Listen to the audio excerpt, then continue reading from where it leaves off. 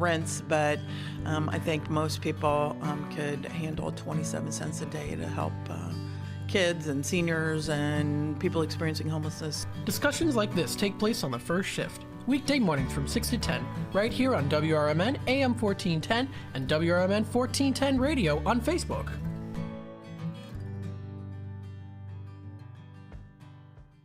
Searching for a financial partner that truly has your best interest at heart? Join KCT Credit Union, where they're more than just a bank. They're a not-for-profit financial cooperative. KCT members are owners, meaning profits go back to you in the form of lower loan rates, higher savings rates, and fewer fees. Experience personalized service that puts you first. Become a part of KCT, where your financial well-being is their top priority. Visit kctcu.org. Each account insured up to $250,000 by member's choice. This institution is not federally insured. Discover the authentic taste of Italy at Massiano's Pizza and Pastaria of Elgin. There is one inexhaustible aspect of everyday life that never dulls, namely the simple pleasure of eating and drinking. Massiano's wants to make sure that this is the best part of your day. Visit Massianos.com and sign up to view their special offers all year long. Delivery, carry out, or dine in, enjoy it anyway, because life is good at Massiano's.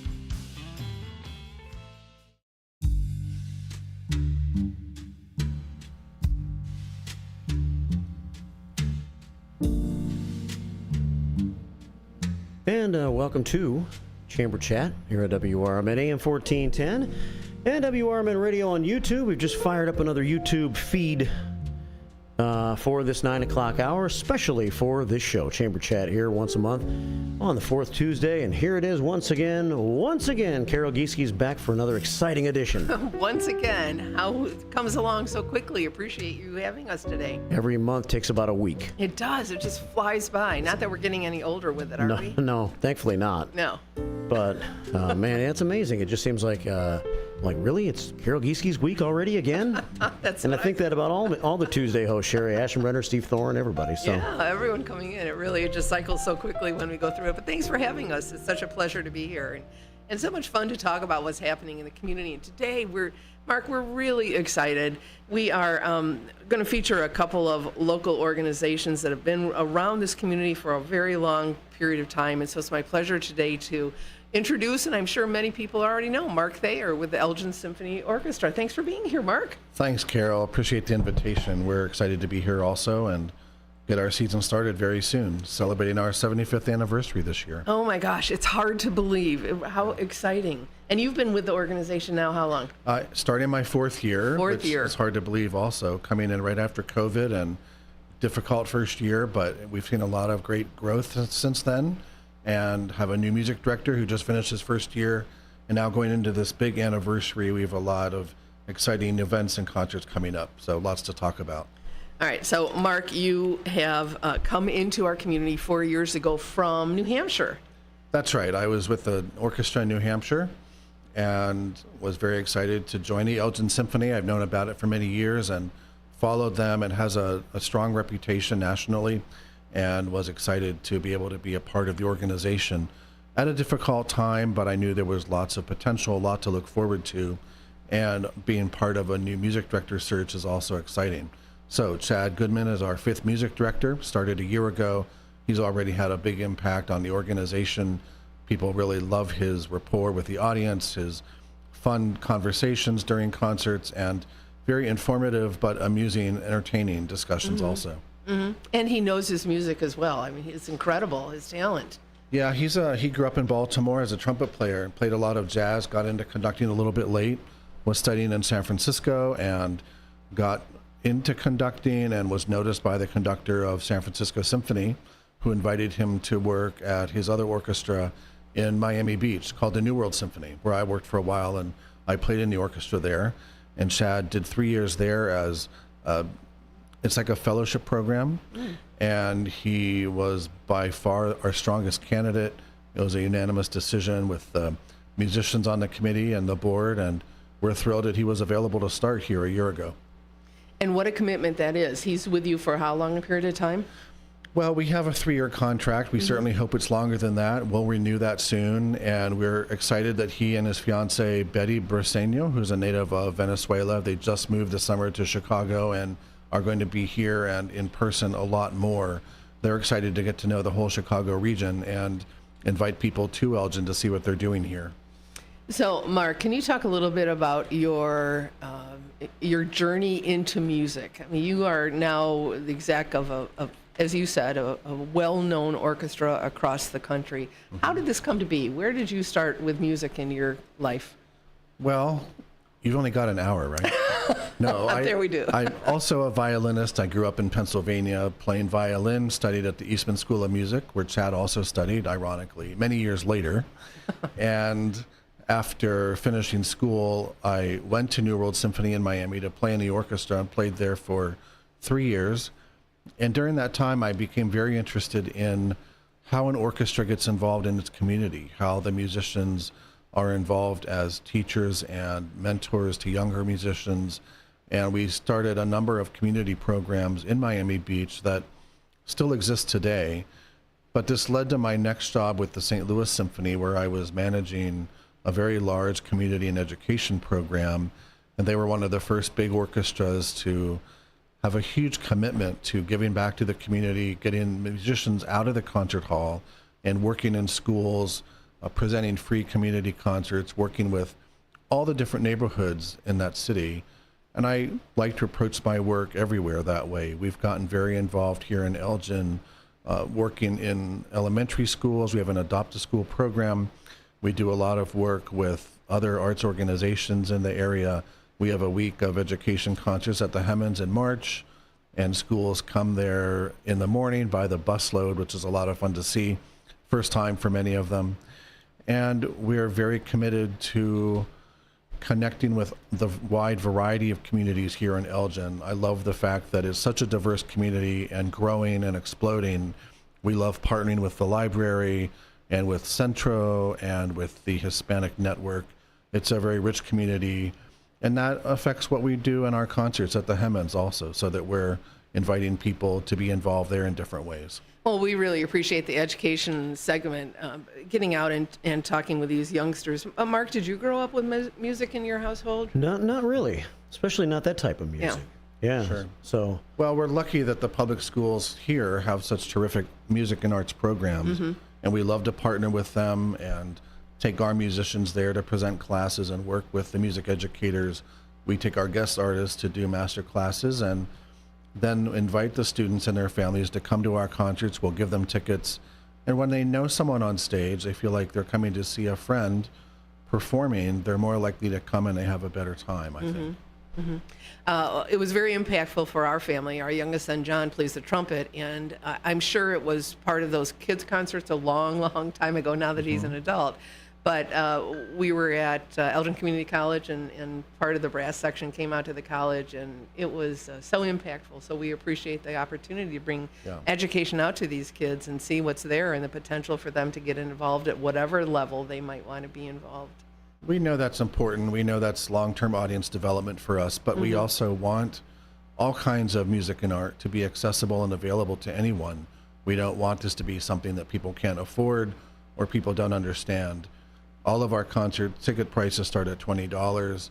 Kids under 18 are free with an adult.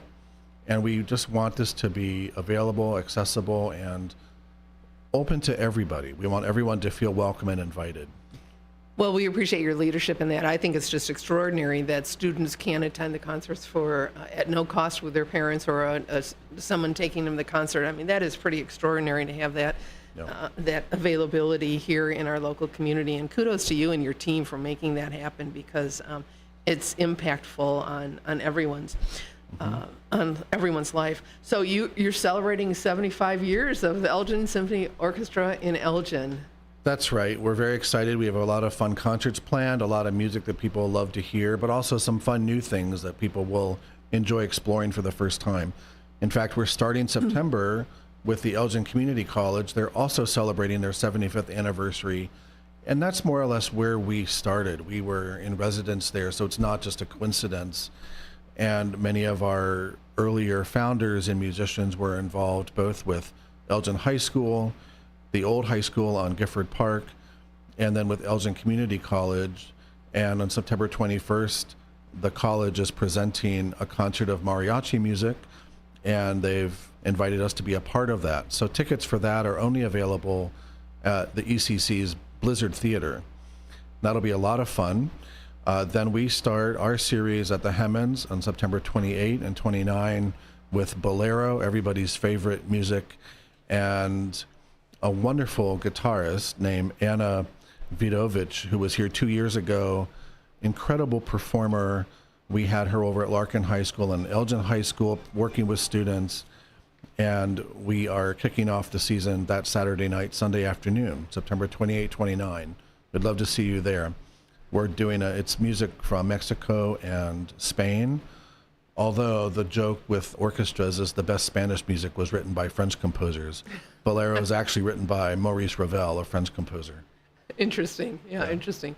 Well, 75 years. So talk about the transition from starting out as an in-residence with Elgin Community College to where you are today. Yeah, the move to Hemmons was very significant, and some of our early leaders really made an exerted effort to become a professional orchestra. The audition now to get into the orchestra is very difficult, and I'm proud that we were one of the very first orchestras in the country to have a female music director. She's very well known as the chorus director for the Chicago Symphony.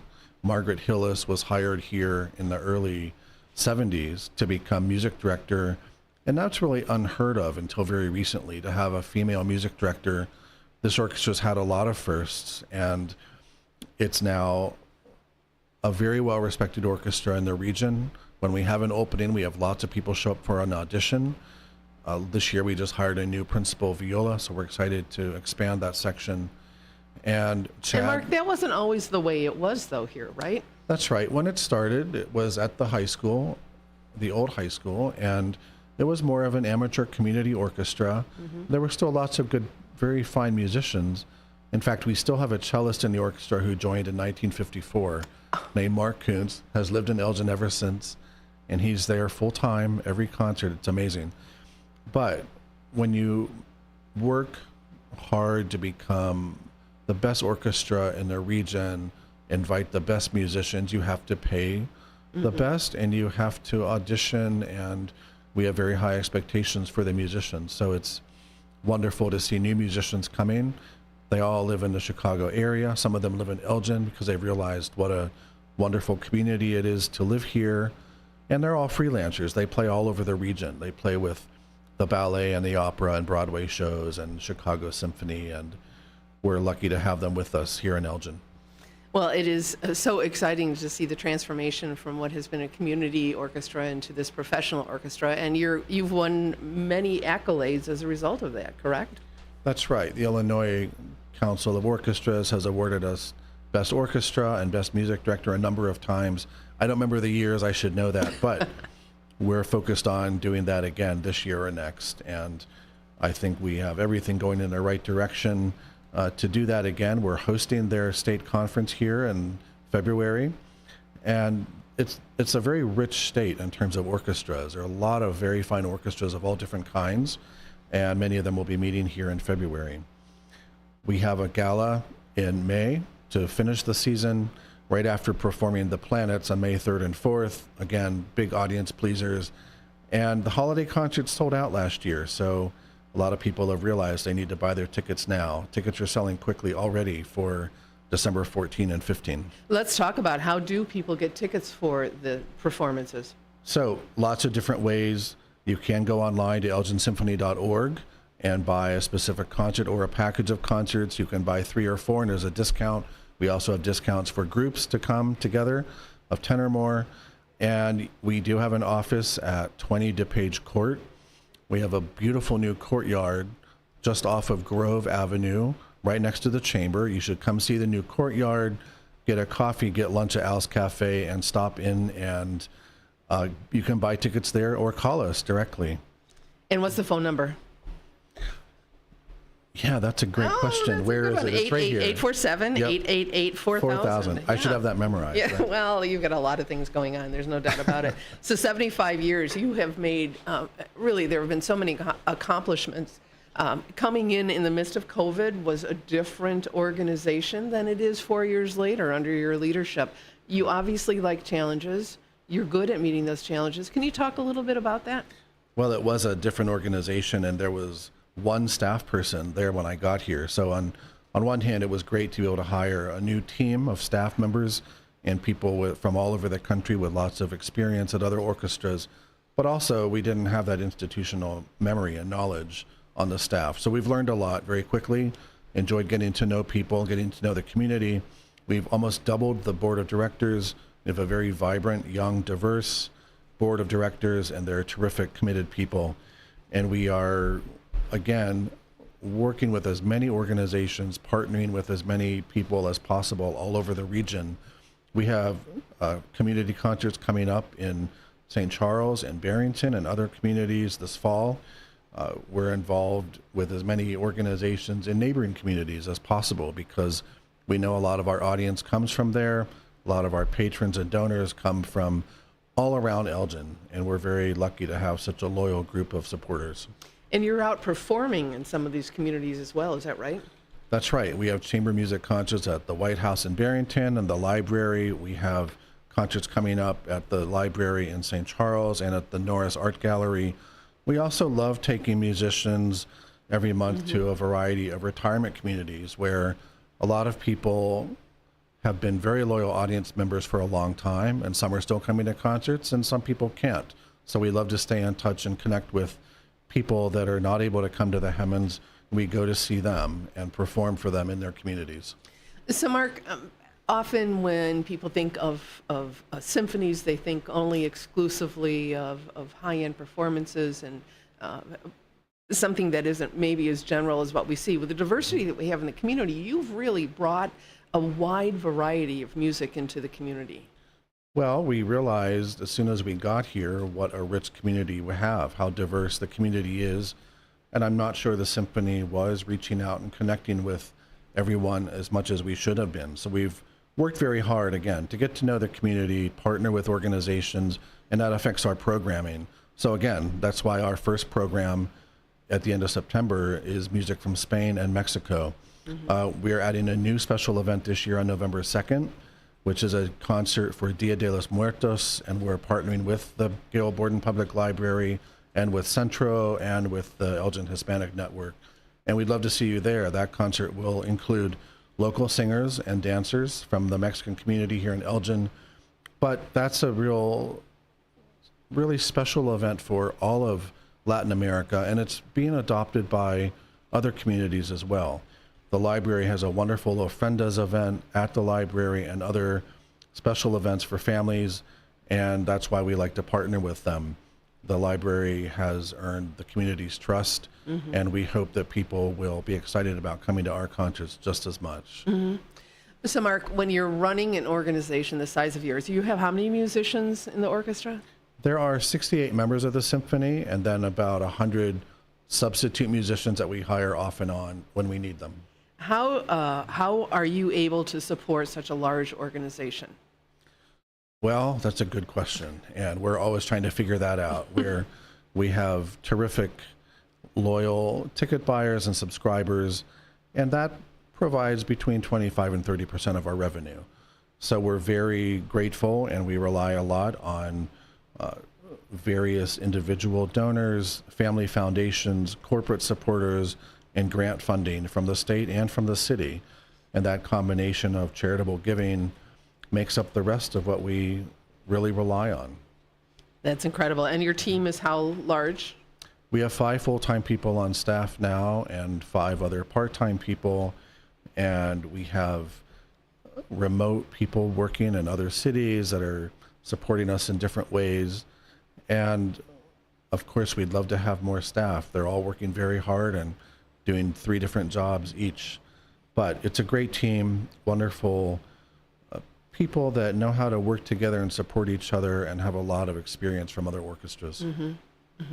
And to wrap things up, talk about the venue in which you're performing a majority of your concerts, please. Yeah, no, we're very excited. It's a real lucky coincidence that the Hemmons in the city of Elgin are putting on a beautiful new addition to the front of the hall. So there will be a new entrance and a new box office. There will be more restrooms and elevators, which is probably why it's happening in the first place. And there'll be a new event space and lobby space, and I think the concert experience will be much more enjoyable for the audience. We expect that to be done in January, we hope, and look forward to showing that to people the rest of the season until May. And the venue works well for your orchestra, the way that it was built we're and designed? really lucky. We're lucky to have the Hemmons here. The stage is very large. We're able to do just about anything, such as in December for the holiday concerts, we have the Elgin Master Chorale on stage with us and Integrity Dance doing the Nutcracker, and we're lucky to have enough space on stage to do all of that. The hall holds 1,200 people. Some people like to sit down in front. Some people prefer the balcony, and you get all different kinds of views, and it sounds different in each location. And everyone says, why isn't there a center aisle? Like, well, I can't help that, but if you want an aisle seat, you better hurry up and buy one because they're going fast. Well, that's good advice from Mark Thayer of Elgin Symphony Orchestra. And Mark, today, Mark brought some tickets. Yeah. We have a voucher, right? I've got a voucher here for 2 tickets. Okay. And people can choose which concert they'd like to see.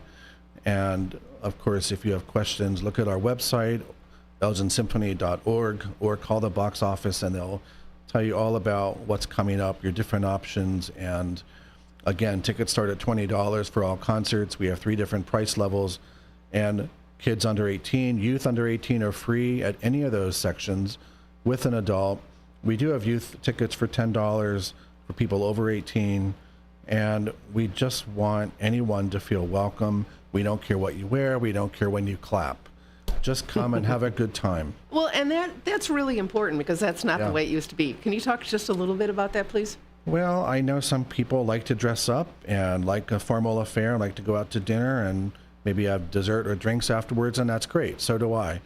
And some people like to come in jeans and a t-shirt. We don't have Joan Rivers at the front door. There's no fashion police. We don't care what you wear. We want you to be comfortable, have a good time, come with your friends, invite your neighbors. In fact, we have a program for people that haven't been before. We'll give you tickets to come the first time. Or if you've come frequently and your neighbors have never been there, call us. We'll give you tickets to bring them the first time. We just want people to come and see and hear it. Some people don't realize the orchestra is as good as it is. When you come and hear it, you'll be amazed. Plus, we're surrounded by free parking lots and free parking garage.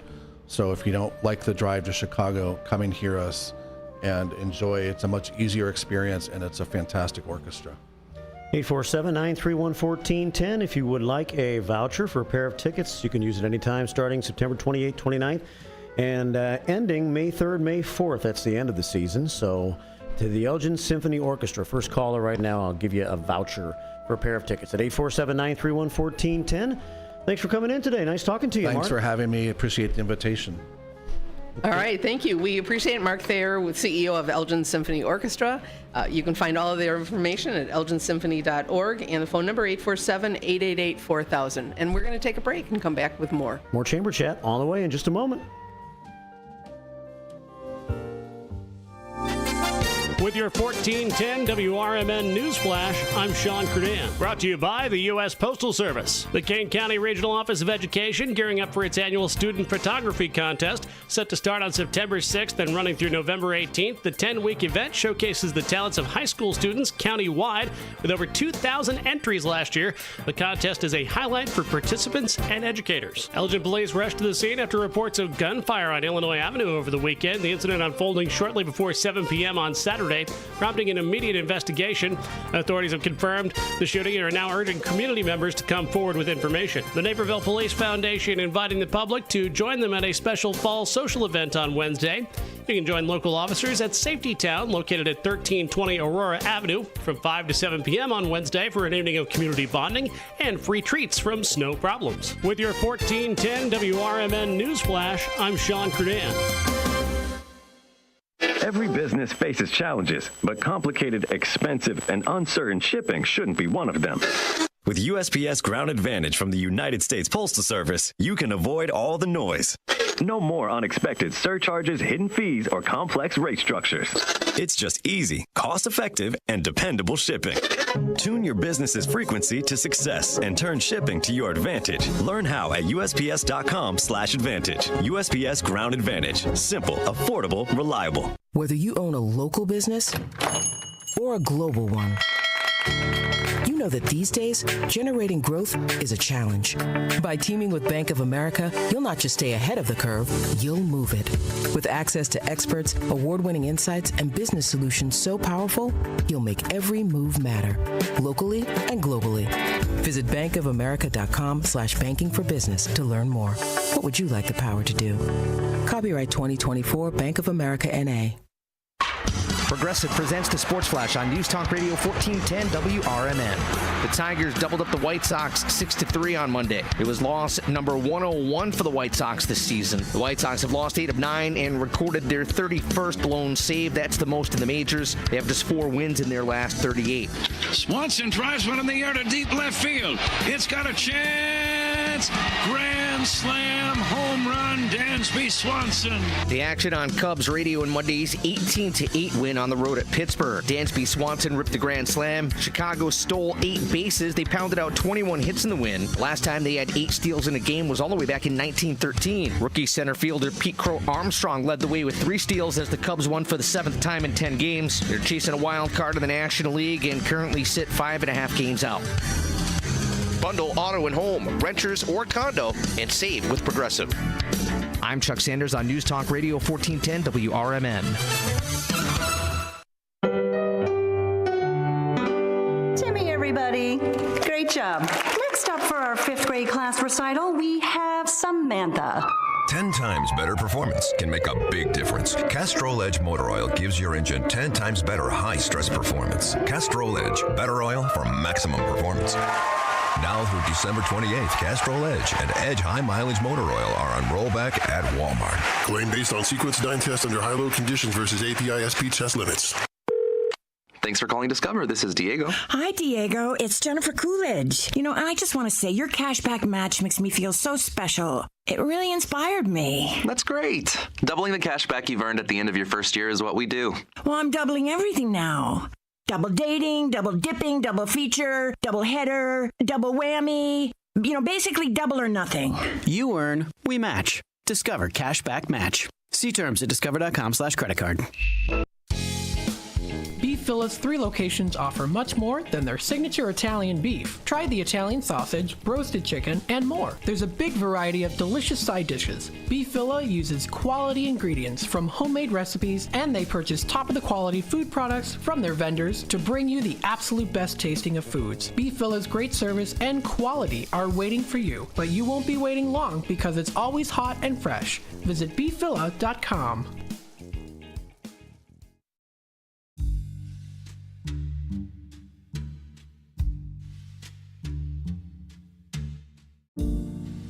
Welcome back to Chamber Chat. It is the second half of the show today. 2 great guests, 1 for each half of the show. Yeah, well, a good way to do it. So we're just really pleased to have the opportunity to talk with local businesses. Obviously, ESO is an important component of this community and has been for a very long time, 75 years. They've been with us that entire time, and we're just grateful to have them as neighbors and work with them on the importance of that sector being available to our community, the greater Elgin area, and the number of people who can take advantage of it. We appreciate Mark Thayer being with us. Just a little bit on some new folks who have joined us at our chamber. We're excited about the opportunity to welcome Graffol's Plasma, IA Business Advisors, JGR Commercial Solutions, Northwest Manufacturing Staffing Solutions, Radiant Eye Care. We're doing a ribbon cutting with them on Friday afternoon. Southwestern Real Estate, Rob Velasquez is on board with us. One Source Productions, and Wash Smart Lavanderia. So we've got a nice mix of new businesses, some of them brand new coming into town, establishing their own practice, for instance, setting it up here in Elgin, wanting to serve the folks in Elgin. I also would like to cite congratulations and thanks to Tony Lusenko, my colleague at the Elgin Area Chamber. We're a small team of just 5 people with Linda Siete and, of course, Terry Gajewski, who's been with us 30 years. Margarita Lisnwest has just joined us in the last couple of months, but Tony's been on board for 10 years this month, so we really appreciate his service to our community through Elgin Development Group. He's made a significant impact on the economy here in Elgin with his talent and his expertise and his decades of service. Just want to cite one of the pieces of information Tony put together for us on a building that was a cornfield for a long period of time. It was 100 years of paying $1,800 in taxes, property taxes to the community, and sure enough, we had a very large company that determined they wanted to be in Elgin. Tony was at the table encouraging them to come here, and they put in more than $100 million into this new facility and employing hundreds of employees in the last year. And that spillover impact is really significant. So that $1,800 in property taxes and the development now is worth $1.43 million a year in property taxes. So, you think about that, it's an annuity, if you will, when you have a development like that occurs. Minimally, it'll be $1.4 million going forward in perpetuity. And to the school districts, to the city of Elgin, is almost $300,000 a year. Elgin Community College will receive over $70,000 a year. The county will receive over $50,000 a year. The library system, almost $28,000. So it just goes on and on, the implications of the development of some of the area that we have. So it's important that folks understand when those farmlands are turned into larger buildings, warehouses, whatever it might be, the implications of taxes alone in an annual basis is pretty significant. So overall, quite an impact. Thanks again to Tony for 10 years with us. Pardon me. It's my pleasure to welcome Andres Diaz here today. Andres is the Executive Director of Food for Greater Elgin. Thank you for being here. Thank you so much for your support, the Chamber's support, and for the opportunity to be here. Well, we really appreciate it. We had such a nice afternoon last Friday with a ribbon cutting ceremony that we celebrated for this grand reopening of the significant increase in square footage that you have at your agency. Let's talk, I guess, first, what is Food for Greater Elgin, so our folks who are listening learn a little bit about that. We are located near 31 and 90.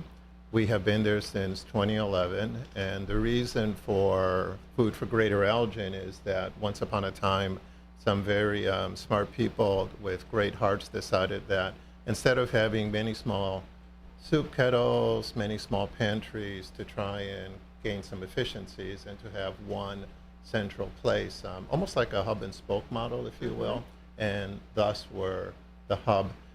We see on average about 160,000 people every 12 months.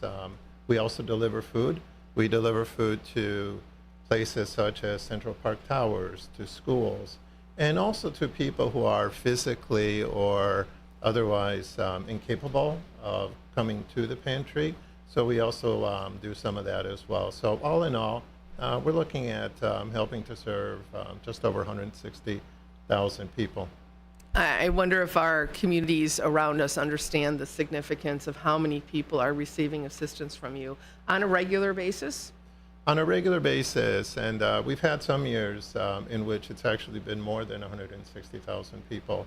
And we also, as our name says, Greater Elgin, while 82% of our guests or neighbors, as we call them, are from the Elgin, South Elgin, Greater Elgin Township area, we have people who come to us from as far south as Aurora, from Schaumburg, Hoffman Estates, from even Rockford, and from parts of the city of Chicago, in order to, put food on the table for their families. Mm-hmm. So this effort started how many years ago? Back in 2011, it was founded. 2011, my goodness. And so today you celebrated what was almost tripling the size of the agency? Just about, over a year ago. And in fact, before me, the board and my predecessor, Michael Montgomery, saw an opportunity to tear down a wall, if you will, which was between us and a tenant in the warehouse that was in the hair salon toxic materials recycling business. It's a mouthful. And again, they had the foresight to look at that as an opportunity to expand. So as I said, a big wall was torn down. we were able to expand and gain an additional 14,000 square feet. We also had an opportunity to renovate some offices and to put in a new conference room. And that also is one of our strategic initiatives, and it has been for some time, which is that our core competence, because I talk like a retired corporate guy, our core competence is food.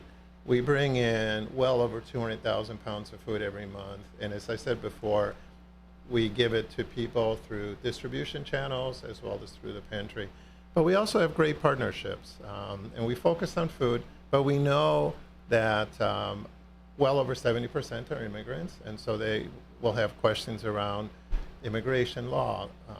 We have tremendous partnerships with local hospitals, Sherman, St. Joseph's, wellness centers. And again, what we're trying to do is to expand and to provide those services, those wraparound services, whether it's medical or immigration law, it's housing in the case of Centro de Información, so that we can help them stabilize their lives. I mean, that's really our mission. And then not see us again. And it may sound as if we're trying to put ourselves out of business, but that is our goal. And in many cases, that continues to be the case because, for example, some people may think that many of our guests come in all the time, year after year, but only 15% come in at least once a month. And every 12 months, we see a turnover of roughly 60%. So it demonstrates that whether one is young, old, with children, and over 30% of our guests are indeed children, that we're able to help them, and then they get their lives back on track, if you will, and then they no longer come to us. So that's a very strong goal for us. That is an interesting statistic.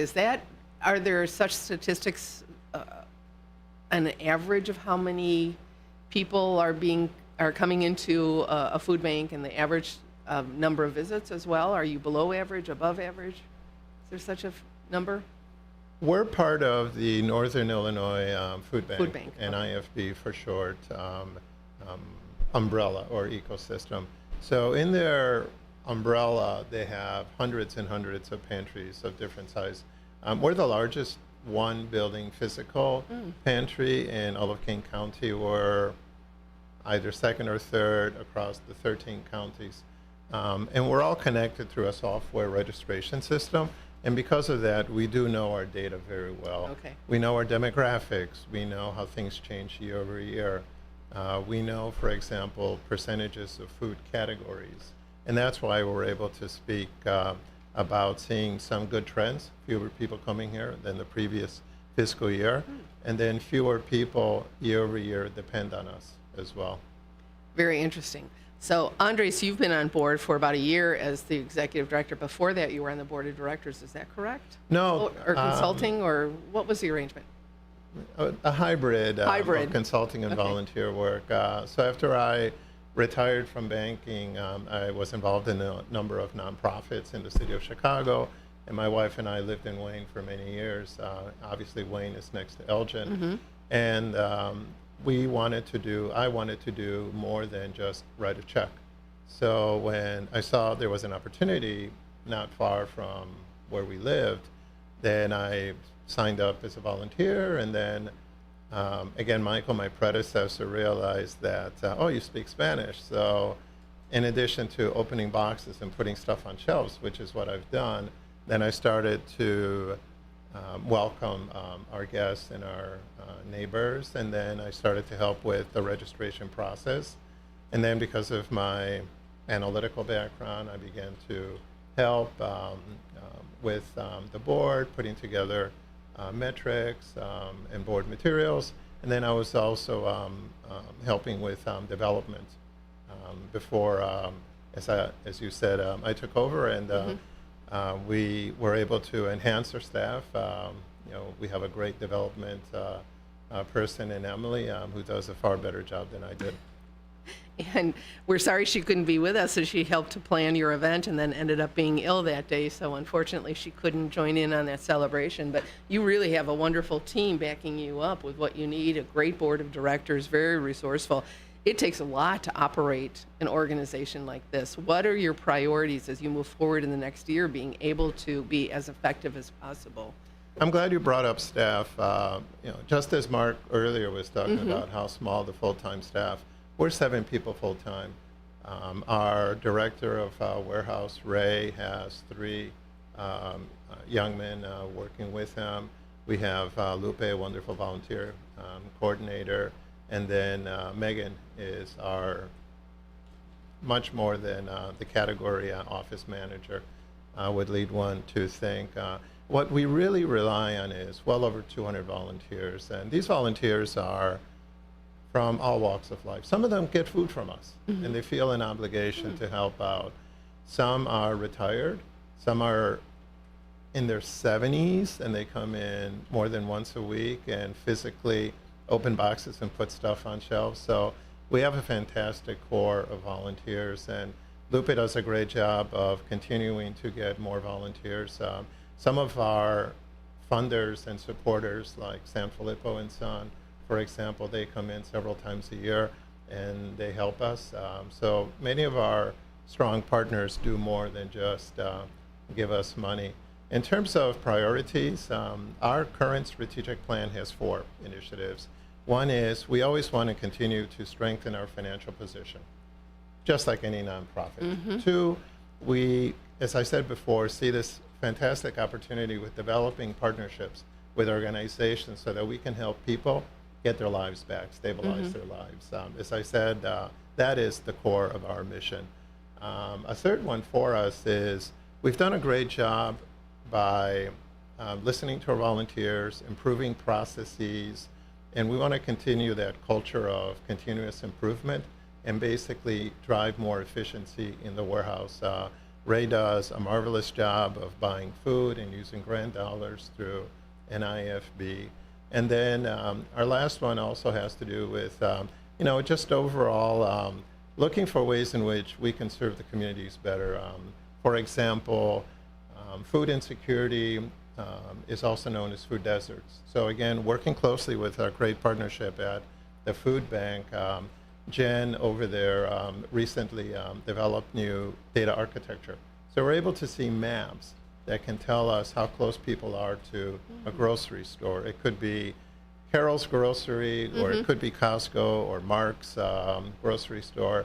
And that way we have a very good detailed sense of who is close, are there any food insecure areas. And what we're finding is that we do a very good job of covering the area.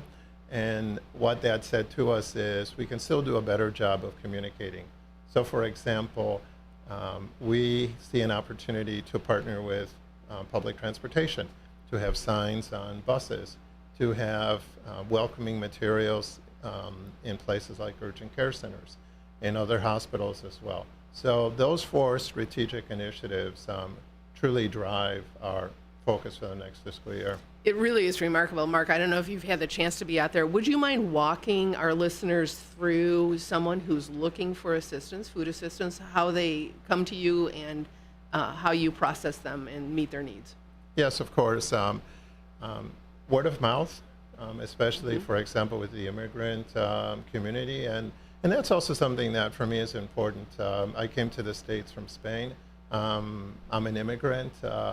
And 75% of our guests are Hispanic as well. And when somebody wants to reach out to us, again, Emily's done a wonderful job improving our social media. So there's our website and Instagram, et cetera. And they can go on there and they'll find our hours that we're open. But many times we just have people drive up and they come in. So when someone comes in and is in a situation, we had a situation just last week with a police officer helping some homeless families living in their cars. So we were able to give them boxes of food containing dairy for the kids, et cetera. And people come in, they queue up. We prioritize disabled people, especially on a day like this. So we have them come in first. It's first come, first serve. We give everybody a number, and we register everybody. The first time somebody comes in, there is a short form to fill out. That's why we know our data so well. Okay. We know who you are, we know where you live, we know your demographics, we know how many people are in your household, and that's very important to us because we use all the data, especially for applications, in order to receive funding.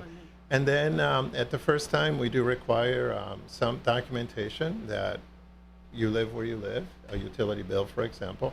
And then subsequently, we do require a form of ID. And if, for example, one is a recent immigrant and a passport works, or a state of Illinois ID, et cetera. So again, we just make sure that people are who they say they are. And we also have certain guidelines, such as within the NIFB umbrella, a household may go to a food pantry once a week. So if somebody, like for instance, I heard about that situation with the family in the car, because we had that police officer on the air last Friday on Chief Lally's show. And so, like, but they don't really have a home address then, right? Are they still able to access the Food for Greater Elgin facility on a regular basis then, or? No, but we call them emergency boxes, and that was exactly what that was. As the officer spoke about on your show, he probably mentioned that they were homeless, they had children. So again, we did our best to accommodate them. We will not turn down anybody. Okay. And your traditional hours for service are what? We're open 5 days a week, and each window is anywhere from 2 to 3 hours. We're open 2 evenings a week, Monday and Thursday, from 5:30 to 8. Tuesday mornings, Wednesday, starting relatively soon, from 11 to 1 o'clock. Thursday evenings, as I said, and then Friday we reserve for people over 60 as well. But again, we always have people turn up who didn't know what the rules are, the guidelines, and again, we do our best to help them any way we can. And this is an opportunity where folks can go through the pantry as if it's a grocery store. Is that correct? Exactly. Can you talk a little bit about that? Yes. There are some pantries where they will give you a box. And we're what's called a choice pantry because people have a choice. And what we like about that and what our neighbors like about that is that they're able, obviously, to pick what they want. So some may be gluten-free, some may not eat meat, et cetera. And when a guest comes in, we give that guest a grocery cart. And then we have aisles as though you're going to Target, to Jewel, for example. And that way they're able to fill the grocery cart as much as possible. And it's interesting also to see how some of the nutritional categories have changed.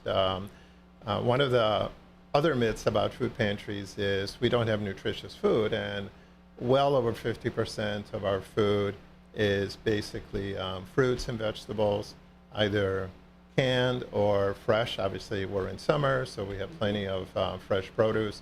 Again, we have great partnerships with local farmers. Kenyon Farm, I think we have gone there 4 times, and we have well over 3,000 pounds of corn. Thanks so much to his generosity. And we have similar partnerships as well. And the choice is also important because we recently surveyed our guests.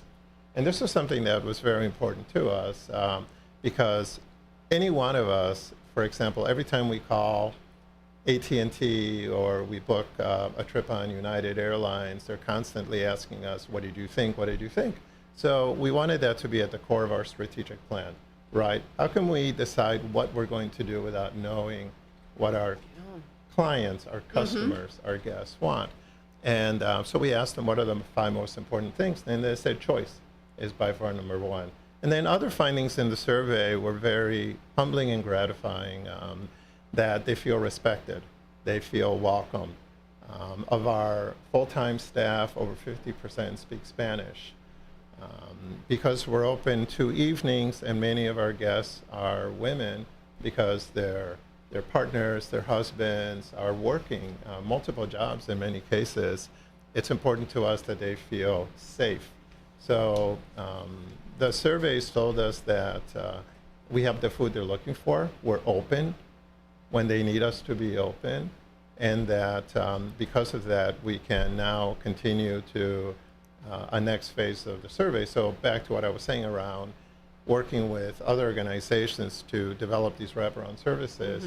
Again, with the partnership with the food bank, we're going to work on a survey that will ask our guests what are the services that they're looking for, so we can prioritize them. And again, using data, we can make better decisions about what we do and when we do it. Oh, that's really critical. How wonderful that you're able to do that. So you're talking about volunteer opportunities. Over 200 volunteers work with you. Do they have to be bilingual in order to come to the No, organization? not at all. Not at all. And we do have a simple process. One signs up online, there's a short form, and then a volunteer will go in, and Lupe will do a quick tour of the place. We have wonderful warehouse individuals who organize. We have little get-togethers before each distribution, just to make sure that everybody has a role to play as well. But we obviously encourage anyone to come and volunteer. And if I want to volunteer, does it mean I have to volunteer every single week, or is the schedule open and I can do it when it works for my schedule? It's extremely flexible, and not just physically being in the pantry, but for example, every other Thursday, as I said before, we deliver boxes, and I've done this many times, and all of our staff have done this at some point. We put 4 or 5 boxes in one of our cars, and we deliver those to those 4 or 5 households as well. So there are a number of ways in which a volunteer can be active. So our Rotary Club has done that a number of times, helping on Friday afternoons to distribute food to seniors, boxes to seniors. So I do too. You do too. Yeah. So yeah, I'd encourage anyone, if you have any time, to just take the opportunity, go out and see what this magnificent organization is able to do to meet the needs of our community, and donate a couple hours. Those volunteer positions are what kind of positions? What do they get to do if they come out? Stock shelves? Yes. Prepare boxes, because we can put non-perishable items in the box and then have them ready, and then of course then go to the cooler, go to the freezer and put in frozen meats and or dairy, again depending on what the individual wants. Well, it's absolutely fascinating. My guest today, Mark Thayer, and right now Andres Diaz with Food for Greater Elgin, a great organization. Mark, thanks for your help with this program as usual. Yeah, thanks a lot. Good to see you, Andres. Thank you. Good to see you all. Thank you. Out to Lunch is coming up next. That was Chamber Chat on WRMN. Your kids could get free or low-cost health coverage from Medicaid or CHIP. Even if you've applied before, they may be eligible now.